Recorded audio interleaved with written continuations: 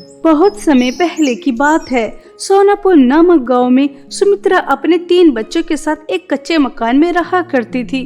कुछ समय पहले ही सुमित्रा के पति का निधन हो गया था, जिसकी वजह से तीनों बच्चों की जिम्मेदारी सुमित्रा के ऊपर आ चुकी थी। सुमित्रा अपना और अपने बच्चों का पालन पोषण करने के लिए सिलाई किया करती थी। वह बहुत अच्छी सिलाई करती थी, लेकिन सुमित्रा को उसके हुनर के ज्यादा पैसे नहीं मिलते थे, जिसकी वजह से कभी कभी तो उसे अपने बच्चों के साथ भूखा रहना पड़ जाया करता था। सुमित्रा की एक 17 वर्ष की बेटी थी दिव्या, और एक 8 वर्ष की बेटी थी सुमन, और एक 5 वर्ष का बेटा था रोहन। एक दिन सुमित्रा अपने हाथ के बहुत सुंदर सुंदर तैयार किए हुए कपड़े एक पोटली में बांधती है। तभी दिव्या अपनी माँ से कहती है, माँ, मैं 1 हफ्ते से लगातार देख रही हूँ, आप रात दिन सिलाई करती हैं और जो भी आपने कपड़े सिलकर तैयार किए हैं, आप उन्हें बांधकर कहाँ लेकर जा रही हैं? मुझे तो कुछ भी समझ में नहीं आ रहा, आप क्या करने वाली हैं? दिव्या, मेरी प्यारी बच्ची, मैं इन सभी कपड़ों को शहर लेकर जा रही हूँ। तुझे तो पता ही है कि मैं कितनी मेहनत करती हूँ, लेकिन यह गांव वाले हैं कि मुझे ज्यादा पैसे देते ही नहीं हैं, इसलिए मैं शहर इन कपड़ों को बेचने जा रही हूँ। वहाँ इन कपड़ों की अच्छी कीमत मिल जाएगी।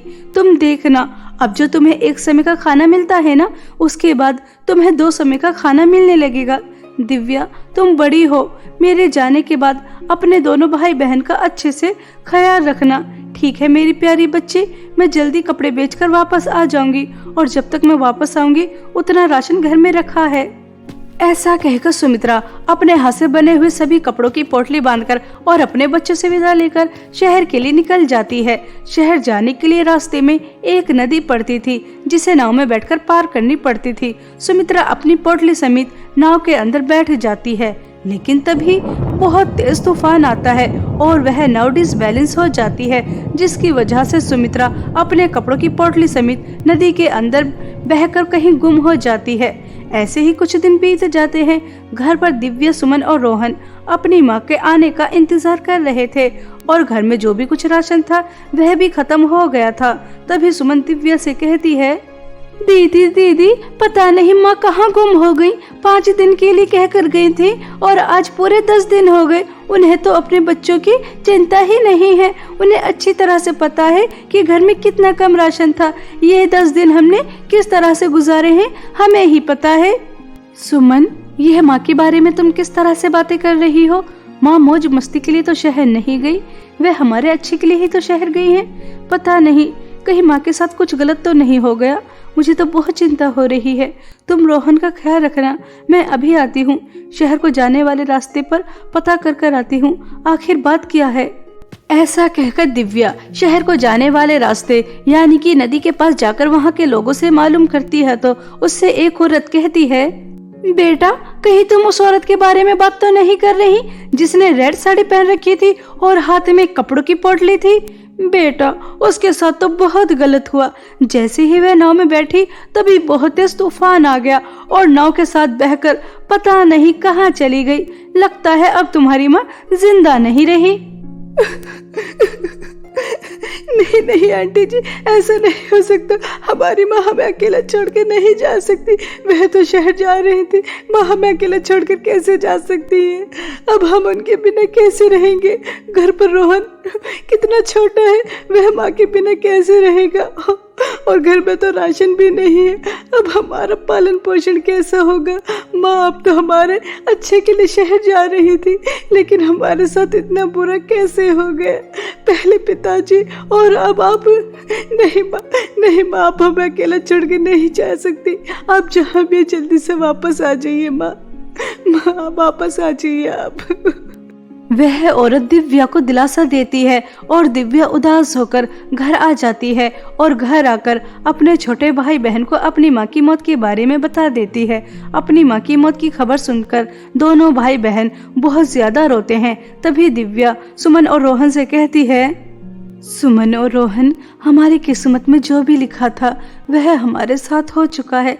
लिखे को कौन मिटा सकता है? तुम्हारी बड़ी बहन है ना तुम्हारे साथ।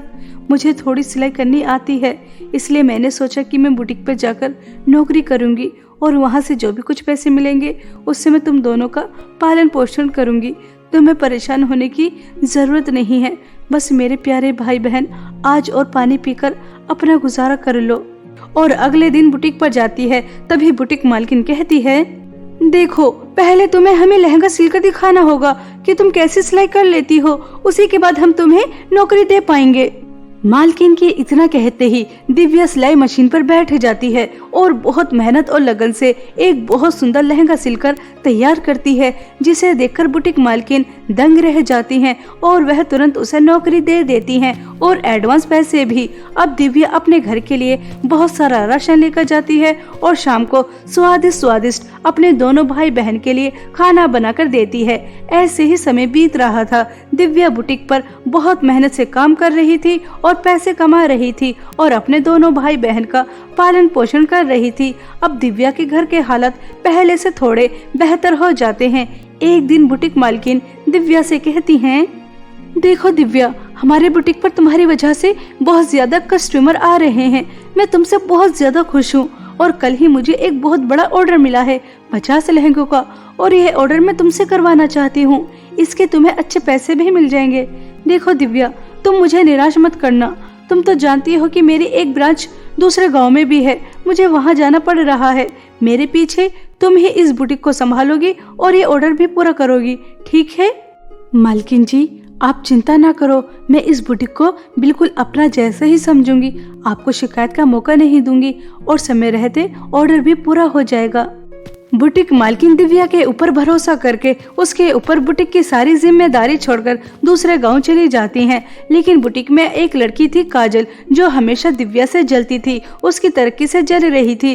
तभी वह अपने साथ की एक लड़की से कहती है, अंजलि देखो तो, हम दोनों कितने समय से इस बुटीक पर काम कर रहे हैं। हमने अपनी आधी उम्र तो इसी बुटीक पर लगा दी, लेकिन मालकिन को हमारे ऊपर जरा भी भरोसा नहीं है और कल की आई लड़की को पूरी बुटीक की जिम्मेदारी दे दी और जो इतना बड़ा ऑर्डर मिला है वो भी। इस तरह से तो ये हमसे कितने आगे बढ़ जाएगी। हमें इसे अभी रोकना चाहिए, वरना तो हमारा पत्ता साफ ही समझो। हाँ काजल, कहती तो तुम बिल्कुल सही हो, लेकिन तुमसे ज्यादा चतुर और चालाक कौन हो सकता है? अब तुम ही कोई प्लान बनाओ कि तुम इस दिव्या की बच्ची को किस तरह से रास्ते से हटाती हो। इतनी आसानी से मैं इस रास्ते से नहीं हटाऊंगी। पहले इसे मेहनत करने दूंगी, उसके बाद इसकी सारी मेहनत पर ऐसे पानी फेरूंगी जिसके बारे में ये सोच भी नहीं सकती। ये हमारे रास्ते में आई है ना, और अपने दुश्मन को रास्ते से हटाना मुझे अच्छी तरीके से आता है। ऐसा कहकर काजल बहुत हंसती है। वहीं दूसरी तरफ बेचारी दिव्या बुटीक का बहुत अच्छे से ख्याल रखती है, रात दिन सिलाई करती है और समय रहते 50 लहंगे बनाकर तैयार कर देती है। तभी काजल सही समय आने पर 50 लहंगों समेत बुटीक के अंदर आग लगा देती है। जब बुटीक मालकिन आकर यह सब देखती है तो वह आग बबूला हो जाती है और वह दिव्या को जोर से थप्पड़ मारकर उससे कहती है, दिव्या, ये मैं क्या देख रही हूँ? तुमने मेरा पूरा बुटीक जला दिया और इसके अंदर कितना महंगा महंगा सामान भी रखा था। तुमने कैसे जिम्मेदारी निभाई? पता नहीं मालकिन जी, यह सब कैसे हो गया। ये सब देखकर तो मैं भी बहुत हैरान हूँ। मालकिन जी, आपके सामने ड्रामा कर रही है। आपको नहीं पता आपके पीछे हमसे ये आपकी कितनी बुराई करती थी। आपको बर्बाद करने के लिए ही तो इसने आपके बुटीक में आग लगाई है। दिव्या, मैं नहीं जानती कि तुमने मुझसे कौन सी दुश्मनी निकाली है, लेकिन तुमने मेरे पूरे 20 लाख रुपए का नुकसान किया है। मुझे नहीं पता कि तुम 20 लाख रुपए कहां से लेकर आओगी, लेकिन मुझे 20 लाख रुपए तुरंत के तुरंत चाहिए। खुद को बेचो, अपने भाई बहन को बेचो, लेकिन मुझे मेरे पैसे ला कर दो, वरना सोच लेना तुम तीनों भाई बहन को मैं पुलिस के हवाले कर दूंगी और कभी बाहर नहीं निकल पाओगे। अब मेरे सामने से दफा हो जाओ। दिव्या अपनी मालकिन के सामने बहुत ज्यादा गिड़गिड़ाती है, लेकिन उसकी बात का भरोसा कोई नहीं करता और काजल और अंजलि यह सब देखकर बहुत हंस रही थी। वह जो करना चाहती थी उन्होंने कर दिया। दिव्या रोते हुए अपने घर की तरफ जा रही थी और अपनी माँ को बहुत ज्यादा याद कर रही थी। माँ, आज आपकी कमी बहुत महसूस हो रही है। अगर मैं अकेली होती तो मैं जेल चली जाती, लेकिन मेरे छोटे भाई बहन, मैं उन्हें जेल जाते हुए नहीं देख सकती। लेकिन अगर 20 लाख रुपए नहीं दिए तो मालकिन जी, हम तीनों भाई बहन को जेल पहुंचा देंगी। माँ, आप हमें छोड़कर क्यों चली गई? मुझे आपकी बहुत याद आ रही है।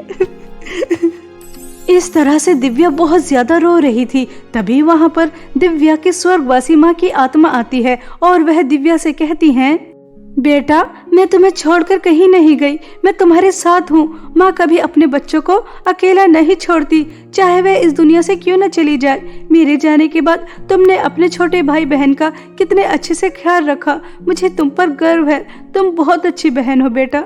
मैं तुम्हें जादुई सोने और चांदी के 2 लहंगे देती हूँ। जादुई सोने के लहंगे से तुम्हें बहुत सारी धन दौलत मिलेगी और जादू चांदी के लहंगे से तुम बुटीक की मालकिन को सच्चाई दिखाना कि बुटीक के अंदर क्या हुआ था। तुम बेगुनाह साबित हो जाओगी बेटा। माँ, आपका बहुत बहुत धन्यवाद। एक माँ ही होती है जो मुसीबत में आए अपने बच्चों को निकाल सकती है। जादुई सोने और चांदी के लहंगे देने का आपका बहुत बहुत धन्यवाद।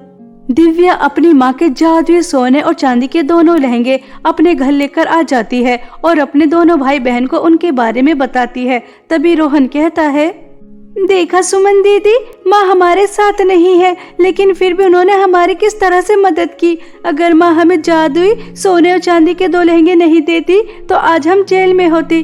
दिव्या दीदी, आप जल्दी से जाइए और जादुई चांदी के लहंगे की मदद से अपनी मालकिन को सच्चाई दिखाइए। रोहन के इतना कहते ही दिव्या अपनी मालकिन के पास जाती है और वहाँ जाकर उनसे कहती है, मालकिन जी, आपको ऐसा लग रहा है ना कि मैंने आपका भरोसा तोड़ा है। मैंने मेहनत नहीं की, मैंने ऑर्डर पूरा नहीं किया था। आज आपको सच्चाई का पता चल जाएगा कि आपकी बुटीक में आग किसने लगाई और मेरी मेहनत को किसने बर्बाद करना चाहा। यह कोई मामूली लहंगा नहीं है, ये जादुई चांदी का लहंगा है। इसकी मदद से आपको पता चल जाएगा कि जब हम दोनों यहाँ पर नहीं थे तो यहाँ पर क्या हुआ था। ऐसा कहकर दिव्या जादुई चांदी के लहंगे से कहती है, माँ के जादुई लहंगे, 1 हफ्ते पहले यहाँ पर जो भी हुआ, मालकिन जी को वह सब कुछ नजर आना चाहिए। दिव्या के इतना कहते ही जादुई चांदी का लहंगा बुटीक मालकिन को सब दिखाता है कि किस तरह से काजल बुटीक के अंदर आग लगा रही है और उसने किस तरह से दिव्या की मेहनत के बने हुए 50 लहंगे बुरी तरीके से जलाए थे। यह सब देखकर बुटीक मालकिन चौंक जाती हैं और वह दिव्या से माफी मांगती हैं और पुलिस को लेकर काजल के घर जाती हैं और उसे पुलिस के हवाले कर देती हैं। काजल को उसके केस की सजा अच्छी तरह मिल जाती है। इस तरह से दिव्या अपनी माँ के दिए हुए जादुई सोने और चांदी के लहंगे की मदद से एक हंसी खुशी जीवन बिताती है। बहुत समय पहले की बात है। शांतिपुर नामक गांव में अर्चना और काजल 2 दोस्त रहा करती थीं। काजल और अर्चना दोनों अनाथ थीं। इनका इस दुनिया में कोई नहीं था। दोनों एक दूसरे का सहारा थी। अर्चना को काजल एक मेले में मिली थी। उस दिन से लेकर आज तक ये दोनों एक साथ रहा करती थी, एक साथ खाती थी और एक साथ ही खेतों में मजदूरी क्या करती थी। एक दिन अर्चना और काजल खेतों से वापस घर आ रही थी। तभी वह देखती हैं 2 बच्चे अपने माता पिता के साथ बहुत हंसी खुशी खेल रहे थे। उन्हें देखकर काजल और अर्चना के आंखों में आंसू आ जाते हैं। तभी काजल अर्चना से कहती है, अर्चना, मैंने कभी अपने माता पिता को नहीं देखा। पता नहीं वो कैसे दिखते होंगे। अगर आज वो मेरे साथ होते तो मेरा जीवन कुछ और ही होता। मैं माँ के हाथ से खाना खाती, पिताजी के साथ घूमने जाया करती और छोटी छोटी बातों पर रूठ जाया करती। कितना अच्छा लगता। देखो तो दोनों बच्चे अपने माता पिता के साथ कितना खुश नजर आ रहे हैं। काजल, तुम्हें पता है, मैंने अपने माता पिता को देखा है। जब मैं 5 वर्ष की थी तब मेरे माता पिता की एक सड़क दुर्घटना में मृत्यु हो गई। मुझे आज भी याद है, माँ मुझे लोरी सुनाकर सुलाया करती थी, अपने हाथ से खाना खिलाती थी और पिताजी तो अपने कंधे पर बिठाकर मुझे पूरा मेला दिखाते थे। लेकिन उस सड़क हादसे ने मुझसे मेरी सारी खुशियाँ छीन ली। काजल, अगर हमारे माता पिता नहीं हैं तो क्या हुआ, हम दोनों दोस्त हैं। देखो, बिल्कुल बहनों की तरह हम अपनी दोस्ती को कभी नहीं टूटने देंगे। अर्चना, तुम ठीक कह रही हो। हम अपनी दोस्ती को कभी नहीं टूटने देंगे, हमेशा एक दूसरे का साथ देते रहेंगे। अब चलो घर चलते हैं, मुझे बहुत तेज भूख लगी है। हाँ चलो, मुझे भी बहुत तेज भूख लगी है। बातों से तो पेट नहीं भरेगा, खाना खाकर ही भरेगा। ऐसा कहकर काजल और अर्चना दोनों हंसने लगती हैं और घर जाकर खाना खाकर सो जाती हैं। ऐसे ही समय बीत रहा था। एक दिन काजल को बहुत तेज बुखार आ जाता है। अर्चना काजल को तुरंत हॉस्पिटल लेकर जाती है। तभी डॉक्टर अर्चना से कहते हैं, देखो अर्चना जी, आपके दोस्त का बुखार बिगड़ चुका है।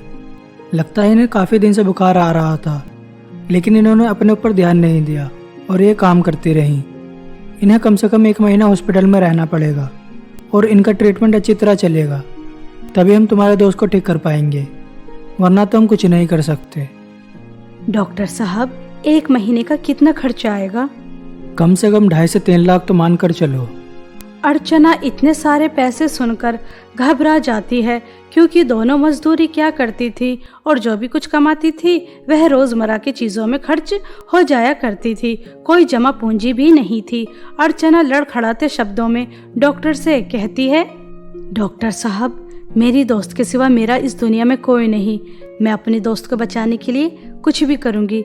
बस आप काजल का ट्रीटमेंट शुरू करें, आपको समय रहते पैसे मिल जाएंगे। ऐसा कहकर अर्चना हॉस्पिटल से वापस आ जाती है, लेकिन अंदर ही अंदर बहुत ज़्यादा परेशान होती है कि वह इतने सारे पैसों का इंतज़ाम 1 महीने के अंदर अंदर कैसे करेगी। मजदूरी करके तो सिर्फ 5,000 रुपये ही मिलते हैं, वह 2.5 से 3 लाख रुपए का इंतज़ाम कहाँ से करेगी। अर्चना जमींदार के पास जाती है और उनसे मदद की भीख मांगती है। जमींदार साहब, आप तो इतने धनवान हैं, अगर आप किसी को 3 लाख रुपए दे दें तो आपकी धनराशि में कोई कमी नहीं आएगी। आपको पता है मेरी दोस्त काजल की बहुत तबीयत खराब है, मुझे 3 लाख रुपए की बहुत ज़्यादा ज़रूरत है। आप मुझे उधार के तौर पर दे दीजिए, मैं आपके यहाँ ज़िंदगी भर मजदूरी करती रहूँगी और आपसे कभी 1 रुपया नहीं लूँगी। कृपया करके आप मेरी मदद कीजिए। सुन लड़की, तूने क्या मुझे पागल समझा है जो मैं तुझे 3 लाख रुपए उधार दूंगा? कल से तुझे काम पर आने की कोई ज़रूरत नहीं है। पता नहीं कहाँ से आ जाते हैं गरीब। मांग तो ऐसे रही है जैसे 3 रुपए मांग रही हो। चल यहाँ से, और मेरे यहाँ काम पर आने की कोई ज़रूरत नहीं है। ऐसा कहकर जमींदार अपने काम पर से भी अर्चना को निकाल देता है। जमींदार की बातें सुनकर अर्चना बहुत रोती है। एक तरफ काजल जिंदगी और मौत की लड़ाई हॉस्पिटल में लड़ रही थी, दूसरी तरफ बेचारी अर्चना पैसों के लिए इतना ज्यादा परेशान हो रही थी। अर्चना एक पेड़ के नीचे बैठकर बहुत रोती है। मैंने डॉक्टर से कह तो दिया कि मैं पैसों का इंतजाम कर दूंगी, लेकिन मैं कहाँ से करूंगी। बचपन में ही माता पिताजी मुझे छोड़कर चले गए। बहन जैसी एक दोस्त मिली, अब उसकी भी जान खतरे में है। मैं उसे खो नहीं सकती, मुझे कुछ भी करना होगा, चाहे मैं खुद को बेच क्यों ना दूं, लेकिन मैं अपनी दोस्त को कुछ नहीं होने दूंगी। काजल, तुम जल्दी ही ठीक हो जाओगी, तुम्हें कुछ नहीं होगा।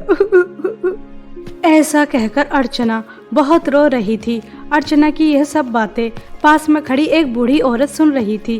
तभी वह बूढ़ी औरत अर्चना के पास आती है और अर्चना से कहती है, बेटा, क्या तुम अपनी दोस्त को बचाने के लिए कुछ भी करने के लिए तैयार हो? मैं तुमसे जो करने के लिए कहूँगी, अगर तुम वो करने के लिए तैयार हो जाओगी तो तुम जितने चाहे उतने पैसे मुझसे ले सकती हो, लेकिन जैसा मैं तुमसे कहूँगी तुम्हें बिल्कुल वैसा ही करना होगा। अम्मा जी, मेरी दोस्त के सिवा मेरा इस दुनिया में कोई नहीं। मैं उसे बचाने के लिए कुछ भी करने के लिए तैयार हूँ। आप बताइए, आप मुझसे क्या करवाना चाहती हैं? आप जैसा कहेंगी मैं बिल्कुल वैसा ही करूँगी, बस मुझे पैसों की ज़रूरत है।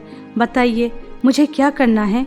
बेटा, मैं कोई मामूली बुढ़िया नहीं हूँ, मैं परियों की रानी हूँ। मैं एक जादूगरनी की बातों में आ गई और उसने मेरी जादुई सैंडल चुराकर बादलों में कहीं छुपा दी। मैं कब से तुम्हारी ही तरह किसी लड़की की तलाश कर रही थी, क्योंकि बादलों से जादुई सैंडल लाना इतना आसान नहीं। जो लड़की तुम्हारी तरह हिम्मत और निडर वाली हो, सिर्फ वो ही ला कर दे सकती है। क्या तुम बादलों से मेरी जादुई सैंडल लेकर आ सकती हो? अम्मा जी, मगर मैं बादलों से जादुई सैंडल कैसे लेकर आ सकती हूँ? मैं वहाँ पर कैसे जाऊँगी? अर्चना बेटा, बादलों से जादुई सैंडल लाना इतना आसान नहीं होगा। तुम्हें वह जादूगरनी बहुत परेशान करेगी, लेकिन तुम्हें अपनी हिम्मत नहीं हारनी। तुम अपनी बुद्धि और चालाकी से बादलों से जादुई सैंडल लेकर आओगी। ठीक है बेटा, मैं तुम्हें बताती हूँ कि तुम किस तरह से बादलों से जादुई सैंडल लेकर आओगी। ऐसा कहकर वह बूढ़ी औरत अर्चना को पंख लगा देती है और उसके बाद अर्चना उड़ते हुए बादलों में जाती है। तभी उसके सामने वह जादूगरनी आ जाती है और अर्चना से कहती है, सुन लड़की, मैं तुझे बादलों से जादुई सैंडल नहीं लाने दूंगी। मुझे पता है तुझे उस बूढ़ी परी ने भेजा है, मगर मैं तुझे वहां नहीं जाने दूंगी। उससे पहले मैं तुझे जान से मार दूंगी। जादूगरनी, तू मेरा कुछ नहीं बिगाड़ सकती। मैं बादलों से जादुई सैंडल लेकर ही आऊंगी। तुझे पता है, तेरा जादुई गोला जिसके अंदर तेरी सभी काली शक्तियां हैं, वह मेरे पास है। तेरे पास मेरा जादुई गोला कैसा आया? उसके अंदर तो मेरी सभी काली शक्तियां हैं। अगर वह नष्ट हो गया तो मैं भी नष्ट हो जाऊंगी। ठीक है, तुम बादलों से जादुई सैंडल लेकर आ सकती हो, लेकिन पृथ्वी पर जाने के बाद मुझे मेरा जादुई गोला वापस करोगी।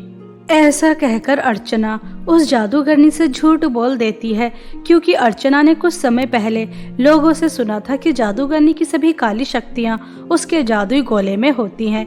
इसी तरह अर्चना अपनी बुद्धि और चालाकी से जादूगरनी से बचकर निकल जाती है और बादलों तक पहुंच जाती है। वहां जाकर अर्चना को जादुई 2 सैंडल दिखाई देती हैं। अर्चना यह देखकर दुविधा में फंस जाती है कि परी रानी की कौन सी जादुई सैंडल है जो उसे पृथ्वी पर लेकर जानी है। यहाँ बादलों में तो जादुई 2 सैंडल हैं। अब मुझे कैसे पता चलेगा कि रानी परी की कौन सी जादुई सैंडल है? अब मैं क्या करूं? अर्चना, अगर तुम मुझे अपने साथ पृथ्वी पर लेकर जाओगी तो तुम्हें बहुत सारी धन दौलत मिलेगी। तुम्हें पूरी जिंदगी कभी कुछ नहीं करना पड़ेगा। हमेशा तुम्हें ऐसी ही धन दौलत मिलती रहेगी, मगर तुम्हें उस बूढ़ी परी रानी को मारना होगा। उसके बाद तुम्हें बहुत सारी धन दौलत मिल जाएगी। अर्चना, मैं ही वो जादुई सैंडल हूँ जिसे लेने तुम यहाँ पर आई थी। तुम मुझे अपने साथ पृथ्वी पर ले जाओ और रानी परी को दे दो। रानी परी के पास तुम्हें देने के लिए कुछ नहीं है। उन्होंने तुमसे झूठ बोला था कि वो तुम्हें बहुत सारे पैसे देंगी। उनके पास तुम्हें देने के लिए 1 भी रुपया नहीं है। अब फैसला तुम्हारे हाथ में है कि तुम कौन सी जादुई सैंडल अपने साथ पृथ्वी पर लेकर जाना चाहती हो। मुझे पैसों की बहुत ज़्यादा ज़रूरत है, लेकिन मैंने अम्मा जी से वादा किया था कि मैं बादलों से उनकी जादुई सैंडल लाकर उन्हें दूंगी। मैं अपना वादा नहीं तोड़ सकती। अगर वह मुझे कुछ नहीं दे सकती तो कोई बात नहीं, मैं कहीं और से पैसों का बंदोबस्त कर लूंगी, मगर मैं अपना वादा नहीं तोड़ूंगी। ऐसा कहकर अर्चना बादलों से जादुई दूसरी सैंडल लेकर पृथ्वी पर आ जाती है और जादुई सैंडल बूढ़ी रानी परी को दे देती है। ये लीजिए अम्मा जी, बादलों की जादुई सैंडल। अब मुझे अपने दोस्त के पास हॉस्पिटल जाना है। मैं चलती हूँ। अर्चना, तुम बहुत ईमानदार और नेक दिल लड़की हो। बादलों की जादुई सैंडल सिर्फ तुम्हारी परीक्षा ले रही थी कि कहीं तुम लालची लड़की तो नहीं हो, लेकिन तुमने साबित कर दिया कि तुम्हारे अंदर जरा भी लालच नहीं है। इसलिए तुम जादुई सैंडल को अपने साथ लेकर जा सकती हो। इससे तुम जो भी कुछ मांगोगी वह तुम्हें मिल जाएगा। मगर अम्मा जी, अगर जादुई सैंडल मैं अपने साथ ले जाऊंगी तो अब परी लोग वापस कैसे जाएंगी? बेटा, मैंने जादुई सैंडल को एक बार पहन लिया है। अब मैं परीलोक वापस जा सकती हूँ। मेरी शक्तियाँ मुझे वापस मिल चुकी हैं। अब तुम अपनी दोस्त का अच्छे से इलाज कराओ और हमेशा खुश रहो। मेरा आशीर्वाद तुम्हारे साथ है। ऐसा कहकर वह बूढ़ी औरत परी के रूप में आ जाती है और परीलोक वापस चली जाती है। वहीं दूसरी तरफ अर्चना जादुई सैंडल से बहुत सारी धन दौलत मांगती है और उसके बाद हॉस्पिटल में जमा कर देती है। इसी तरह 1 महीना बीत जाता है और काजल पूरी तरह से ठीक हो जाती है। तभी काजल अर्चना से कहती है, अर्चना, आज मैं सिर्फ और सिर्फ तुम्हारी वजह से ही ठीक हुई हूँ। सच में तुम जैसी दोस्त पाकर मैं तो धन्य ही हो गई। मुझे डॉक्टर ने सब सच बता दिया था कि मेरे इलाज के लिए 3 लाख रुपए की जरूरत थी और तुमने 3 लाख रुपए जुटाने के लिए कितनी मेहनत की। सच में अगर तुम जैसी दोस्त हो तो किसी चीज़ की कोई कमी नहीं। हमेशा मेरे साथ ऐसे ही रहना।